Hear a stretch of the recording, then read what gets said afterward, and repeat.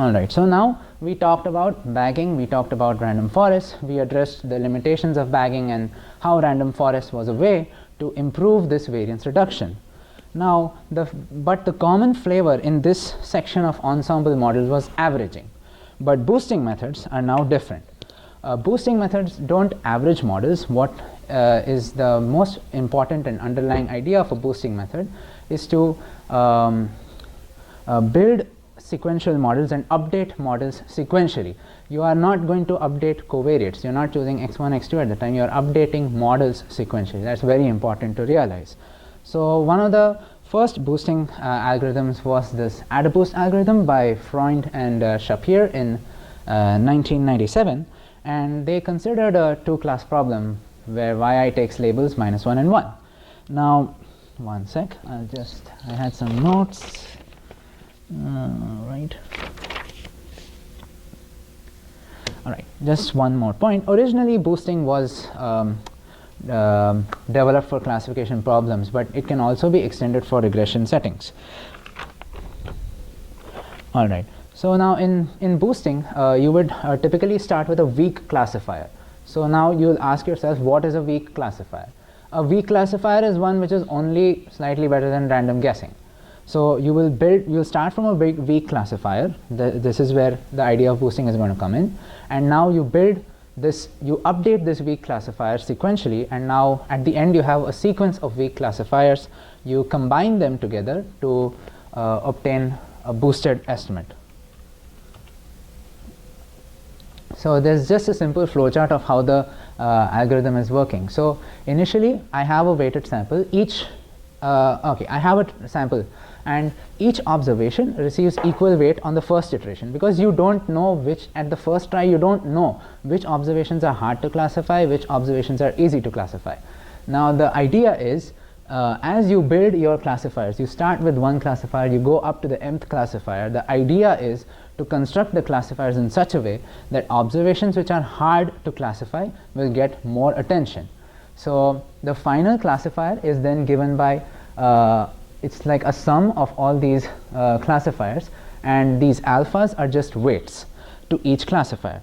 And the more accurate the alphas will give higher weight to more accurate classifiers. Just explain the algorithm quickly. So you start off with a sample.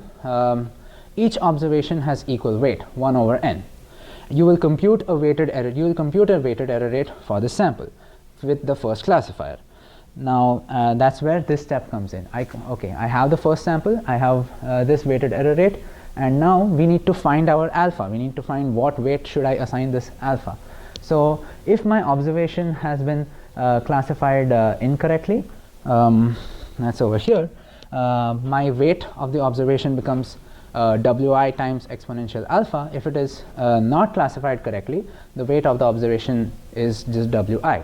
So again, as I said earlier, the idea is to train the models in such a way that observations which are difficult to classify will get higher influence. So you keep repeating this process for all the m classifiers, get the estimates of alpha, and then you combine them and by summing them, and that is your classifier for this two-class problem. Is the algorithm clear to everyone? Do you want me to? Yeah. Could you explain what's in the numerator of that error trend? Oh, sorry.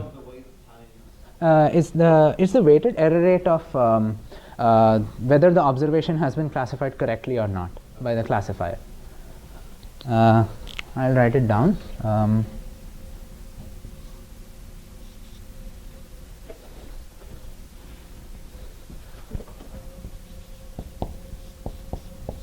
Indicator.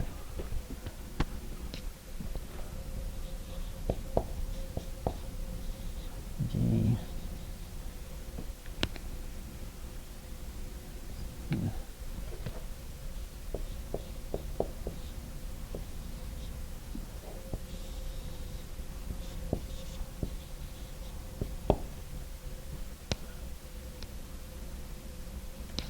You can think of this as a weighted error rate for the classifier.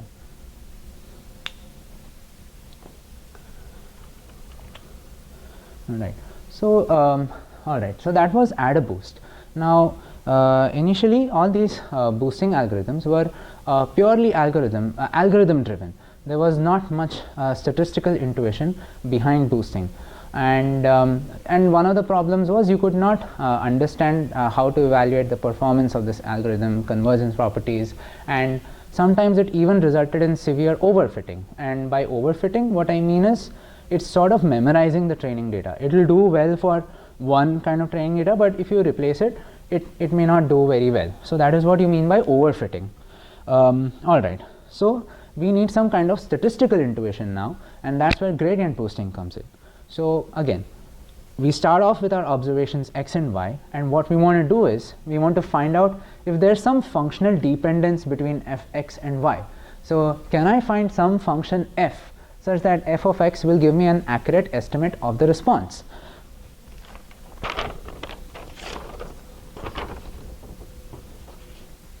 So again, the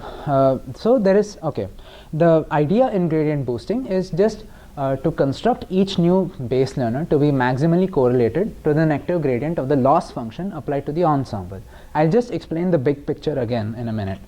So here I'm treating psi as a loss function. Now simply it could be an L2 loss, it could be L1 loss, it could be some weighted combination of both of them, and you are trying to minimize this loss function. So conditioned on a data point x, you are trying to minimize this expected loss over all x, and then you average out the x.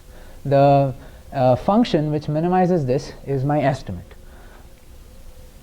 and psi is the loss function applied to the data. Now in gradient boosting,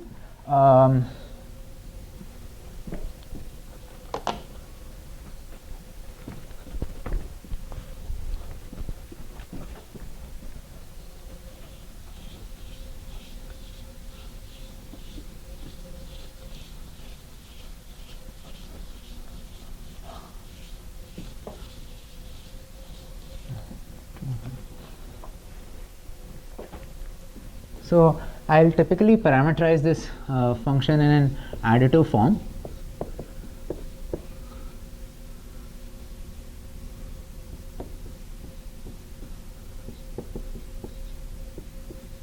The f0x is just an initial guess. It could be a simple average or any constant, and then the increments, the f hat I x, I equals 1 to m, they are called function increments or boosts that you are updating, and then you would perform a steepest descent in this function space. So if anyone is just not familiar with a steepest descent procedure, ideally suppose now you have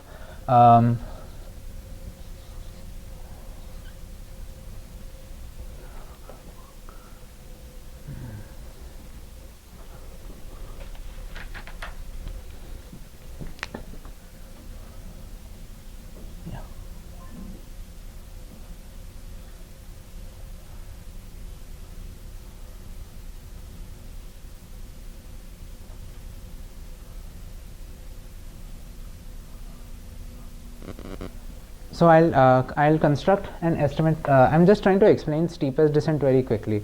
So if you have theta hat I in and I'm summing it as in a boosting framework, I'm incrementing it, and now the subscript refers to the value of the estimate at the current iteration, and if you put a superscript, that's just the value of the collapsed estimate of the ensemble. So for each iteration, you're going to be you're going to calculate, suppose j theta is a loss function,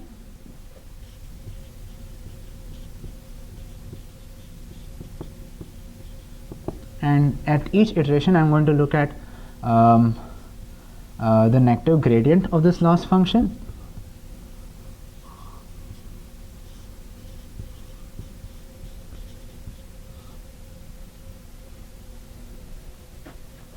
And I evaluate it at the previous value. So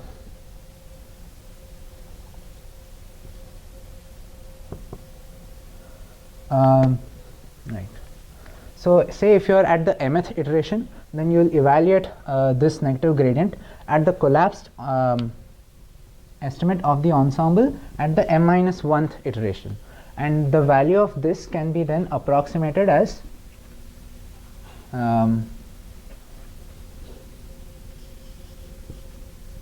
the increment.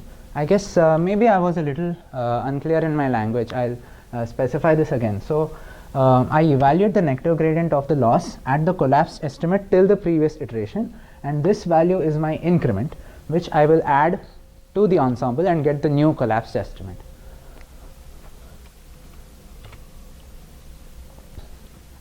So this is how the GBM algorithm works. There's just a little notation difference here. I have borrowed this algorithm from Josh's slides earlier. So this picture from Josh's slides earlier. In my notes, in my slides, I've used the notation psi for a loss function, but here they use rho for a loss function. That's all. So you start with an initial guess, and that's an f naught, and then you calculate the negative gradient of this loss function for each data point, and that gives you, in this notation, he has referred to it as ui. Now we fit this negative gradient to each of the training data, x1, x2, xn, and through this base learner. Again, as I said, the base learner could be anything, a regression function or a decision tree, and this will give me an update of the new increment, which I will add to the ensemble.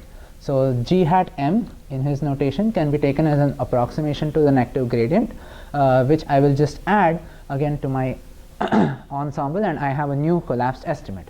And I repeat this until my m stopping criteria is reached. So just to explain this with an L2 loss. So if you have an L2 loss function, your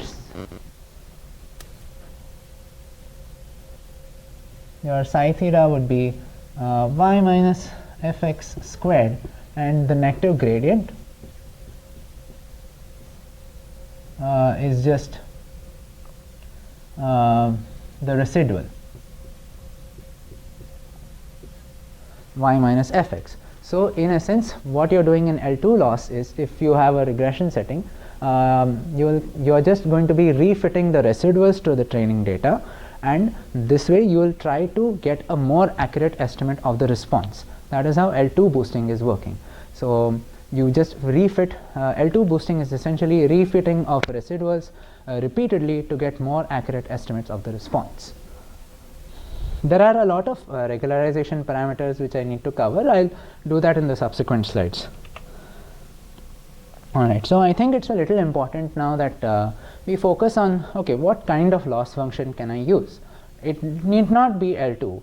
I chose L2 because it's the simplest to explain and understand how the algorithm works. But if your response has a lot of heavy tails, then I wouldn't want to go with an L2 loss. I would go with an L1 loss. That's just the absolute value of y minus f. And otherwise, you could also try this Huber loss. It's a weighted it's this combination of L2 and L1 loss. So you can think of delta as being a threshold, or the largest value of the residual until which I will tolerate an L2 loss. If the residual is bigger than delta, I am going to go for an L1 loss. There is also another loss function for continuous data called quantile loss, where essentially you are looking at different quantiles of the response. The alpha refers to the quantile, and if alpha equals half, you will notice that this quickly just becomes the L1 loss. This can be useful in quantile regression settings. So quantile regression has some applications in personalized medicine, in survival analysis, even in finance, where you're trying to estimate this value of risk. Just in a brief nutshell of quantile regression, like in usual regression, you're estimating the conditional mean of the response given x. So in quantile regression, you just look at the conditional quantile of the response given the input and try to minimize the residuals. Alright, so now just as earlier, how do we choose m in the gradient boosting? You will take a validation sample and decide, okay, until a suitable error rate has been minimized, I can go with this value of m to be the number of increments or boosts that I want in my data. Shrinkage. So the concept of shrinkage might be familiar to a lot of people. Essentially, you just want to take, if I go back, here actually this nu is like sort of a step size in the gradient descent, and shrinkage essentially will tell you that you want to take smaller steps instead of taking two large steps, one. And the other thing is, like in ridge regression, you shrink the coefficients to 0. So you can also shrink each new base learner in such a way that you are taking smaller steps towards achieving your goal instead of one large step. And subsampling is just they work on bootstrap samples of the data. You keep repeating it, and it's a way of getting faster computation time. All right, so now all right, we know how gradient boosting works. All right, but what do I do with it? I have a data set. What's it spitting out to me? There are two important concepts now. It's called variable importance. So if you have 10 predictors, wouldn't you want to know that which predictor is having most influence in me getting an accurate estimate of the response? That's where this variable importance comes into the picture. And these measures have been typically defined when the base learner is a decision tree. So if we look at a tree with L splits, the indicator Si equal to j, it just counts the number of times the jth variable has been used for splitting. And the II square is some kind of an information measure, and in decision trees that's usually some form of entropy. I don't have a formula because many researchers use different measures, but you can think of that as being some form of entropy measure. And for each tree, you want to find the influence of variable j, and you look at and one way of looking at it is how many times has the variable j been used for splitting in such a way that this entropy is maximized or minimized. I'm not sure. One sec. Right, and that's for one tree, and then you average it over all the trees, and that way you get an influence of the variable j. There's another concept called partial dependence plots. So it just evaluates the effect of one covariate, keeping all others after marginalizing the effect of all others. Now ideally you may want to do numerical integration, but that becomes very computationally infeasible. So the easy way out is you just fix one predictor and keep everyone else at their average, and then see what's the contribution of this predictor, keeping every other predictor fixed.